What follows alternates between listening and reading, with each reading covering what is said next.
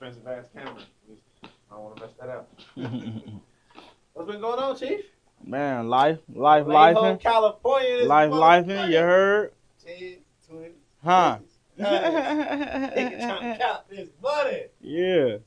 Now, I heard, dude, I was going through a tough time when I heard this. So, like, it was really on some, how the hell can I get some money real quick? Yeah. Illegal. Yeah. Man, seeing shit on Instagram, dog, they gave me all the motivation. Come on, go outside and get to Literally. Like, you've been doing this since 2017, right?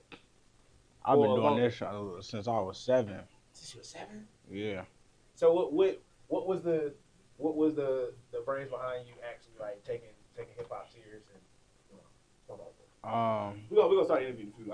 I just love that shit so much. It just kind of life naturally molded me towards it. I just started doing that shit more and more, and it just kind of started falling in place for me. So when you seen your content on Instagram, people were posting it, using it, reciting the words. What was that feeling like? Just to be from Vallejo. Mm-hmm.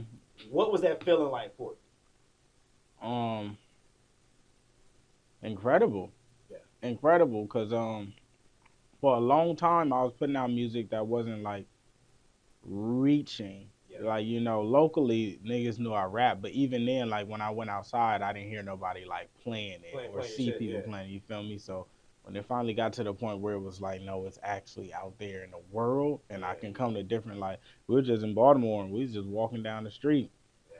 Hella. We're always kind of questioning where we are and how big we are, what is the magnitude, but, like, to go to these places and be walking on a random street, no one knows I'm in the city, and they spot me out of thousands, is like, bro, that shit is happening. My guy LARUSSEL'S in the building. What's going on, sir? You heard? All the way from the West Coast on the East Coast, man. How's it been for you just touring? Y'all consider this the East Coast or the South?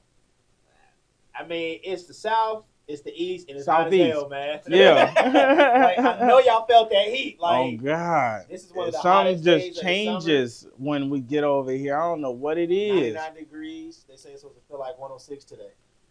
Something just click when you hit these areas. That's like, why it do that? Why, man? Look, what's crazy is when it was the springtime, I was like, man, can't wait till summer get here. Do it get cold here? Like, do, cold? But it don't stay cold that long, bro. We reached like 85 degrees in January. Look, that ain't cold. Yeah, we reached 85. So I'm saying, like, and then the following week it was like 30 or 40 degrees. So Jeez. Yeah, it's real crazy. You've had a lot of motion, man. What's been that big lesson for you so far?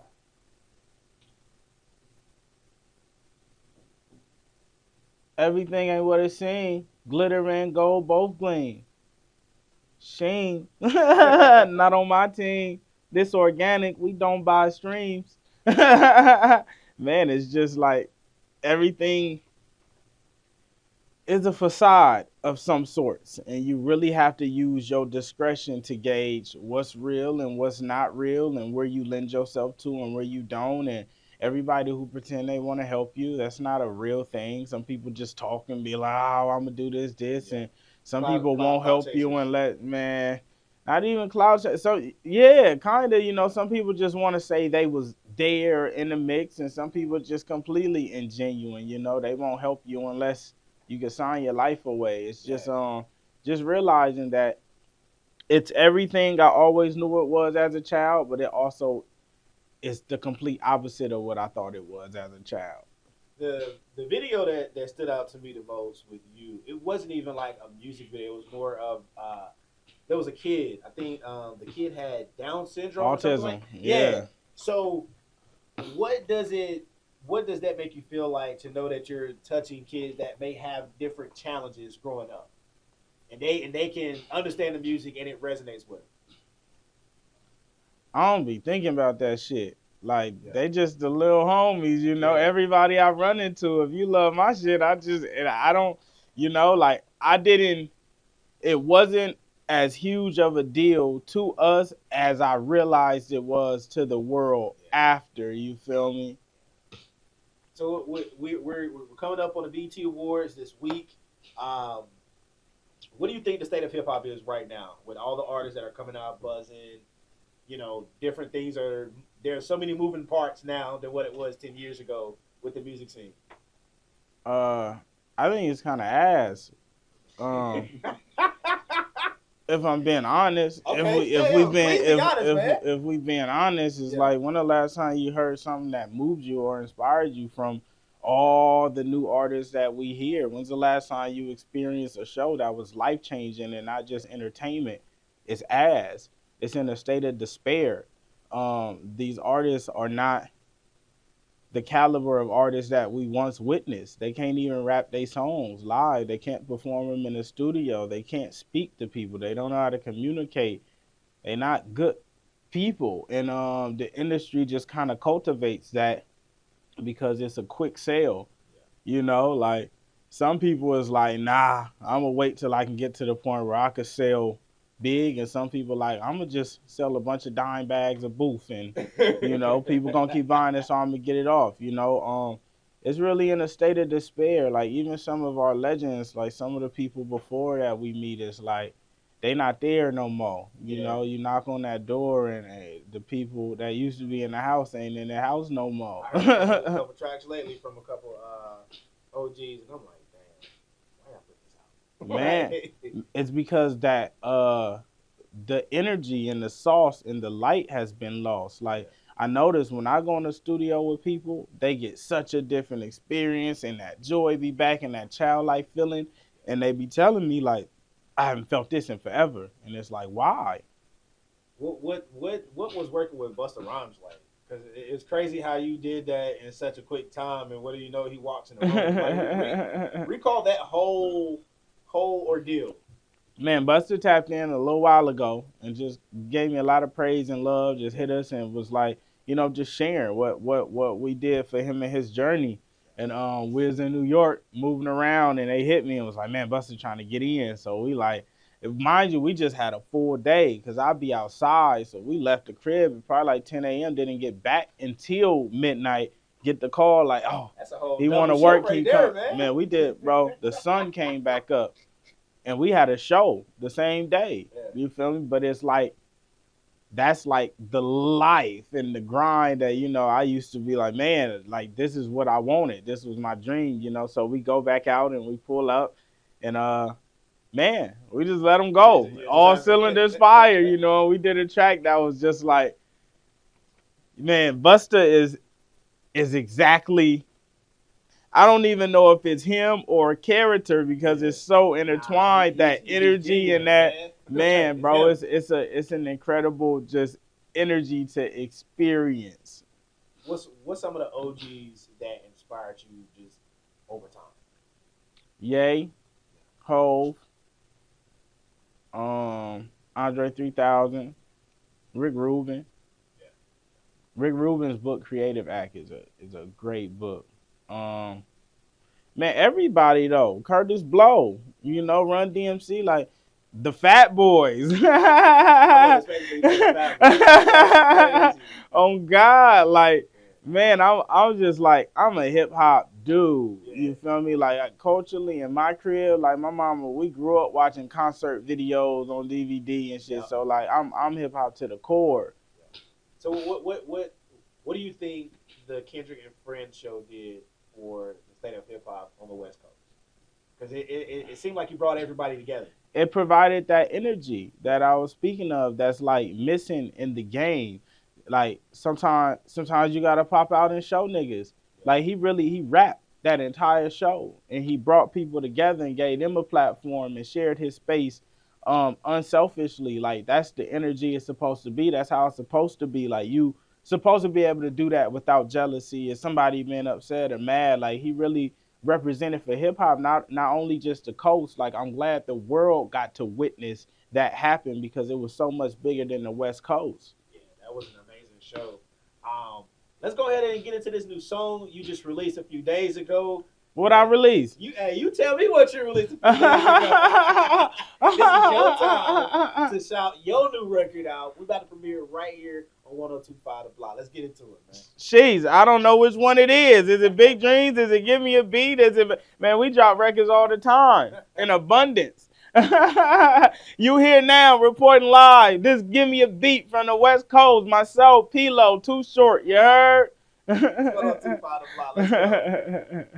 Appreciate it, man. Love it. I don't know which record. We dropped. Oh, no. What just happened? Uh-oh. Nope. We're not doing that. Boom. There you go. There we go. Yeah. Big Dreams just dropped, but I don't know which record. Did he tell y'all to push a record? Oh, okay. Bet. I'm giving you the opportunity to. So whichever one you want, like. Perfect. Yeah, whichever one you want to go in. I'm gonna drop script out for you, and I'm gonna take you to Bougie, our OM. What's the OM stand for? Operations Manager. Bet. HNIC. How is it over here? Is he Is he black? Yeah. Oh, tight.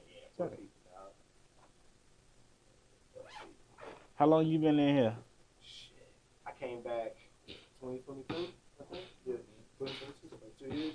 Before then, I was doing radio since I was like 16. Like my whole kid life was DJing, and my teenage life, like when they say radio baby, like bona fide radio baby. Wrong fucking laptop. That's how little bro from Bebe shit gonna be. That's all I know, bro. You from Charlotte? Tight. Like even when COVID came, that was the first time I ever had a career switch and had to work at a warehouse for like 3 years. Really? First time, bro. Radio shut down during COVID? Man, downsized. I was doing nights at the time, so it was a lot more people. When COVID came, they slammed, man, shit, 30% of the fucking company. Damn.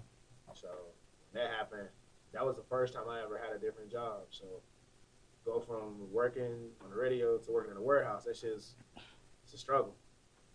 This is the first station I've been to where it don't say number one source. It just say Charlotte source. You know, all of these niggas be like number one. You were saying about the facade, bro. Like, that's the theater of mind shit. Is no one's number one. But as a kid, they all say that shit. But once I started working here, started seeing, okay, y'all niggas playing. Because we write the scripts. So I'm like, okay, we really tell bro what to say, and he, okay, bad. So we number one. Oh, God. I was like, nah, bro, ain't no way. That's hella funny. Yeah, okay. We number one. Yeah. Like, and shout out my mom, too. But you put on the script, he reads it. So right. I'm like, okay. That's hella funny.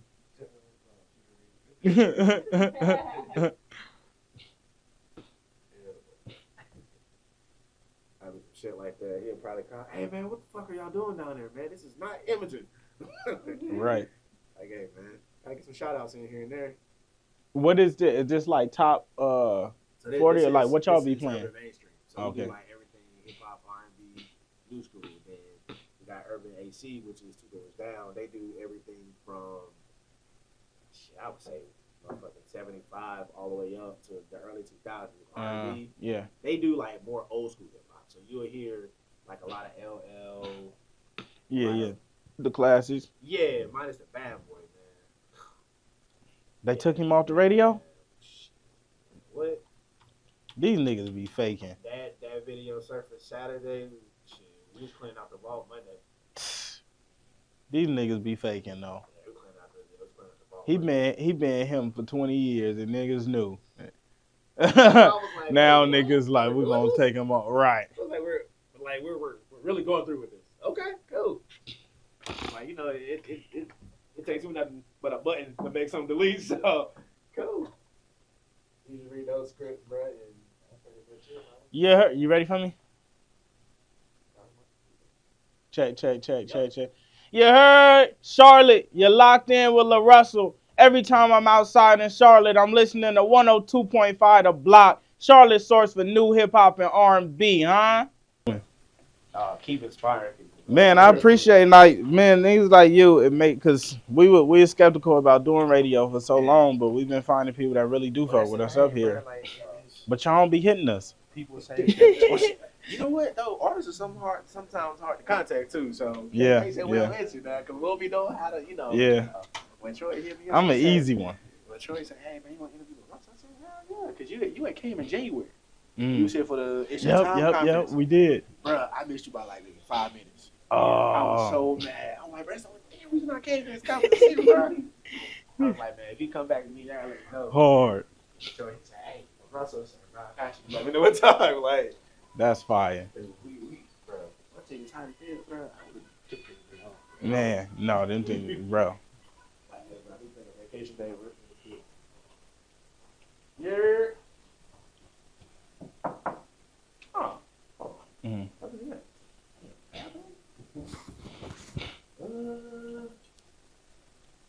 It's crazy.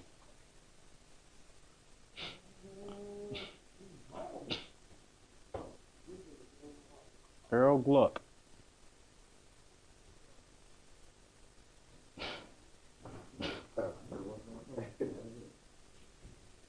This man looks like a mob boss. There's no way he ain't. There's no way. That's mafia.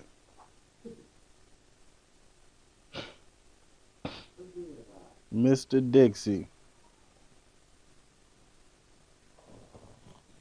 Ray Gooden. That's a brother.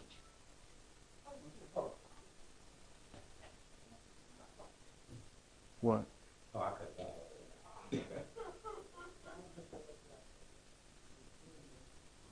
Bro, right here?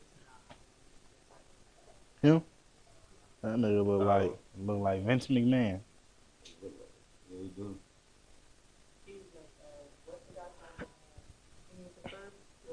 These niggas look like they own plantations.